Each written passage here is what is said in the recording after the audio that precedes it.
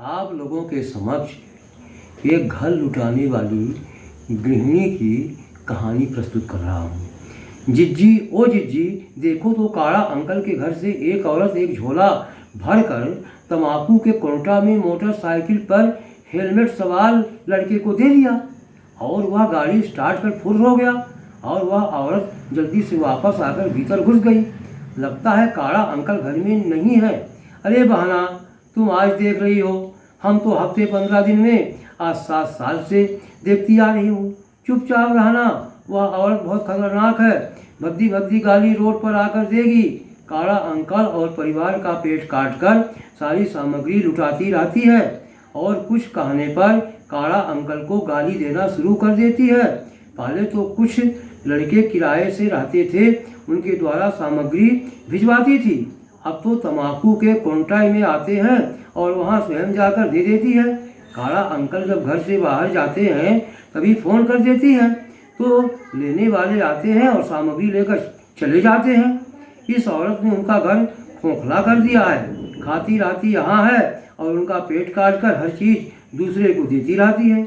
एक बार उनके घर में खूब लौकी पड़ी तो वह घर में सब्जी नहीं बनाती थी, मोहल्ले में एवं खास किराएदारों को बांटती रहती थी और उनसे दुकान से सब्जी मंगाती थी। काड़ा अंकल को सुबह से लेकर शाम तक मरने की गाली देती रहती है। लड़कियों को अशुद्ध गाली देती है।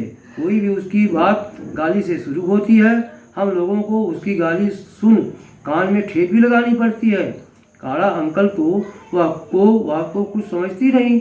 वो चाहती है कि अंकल मर जाए तो उसके दारूखोर लड़के यहाँ रहें, उसकी लोभी बहू एवं निकम्मे बेटे यहाँ आकर ऐश करें। या नहीं सोचती कि हमारी दुर्गति हो जाएगी। वही लड़के बहू घर से निकाल देंगे।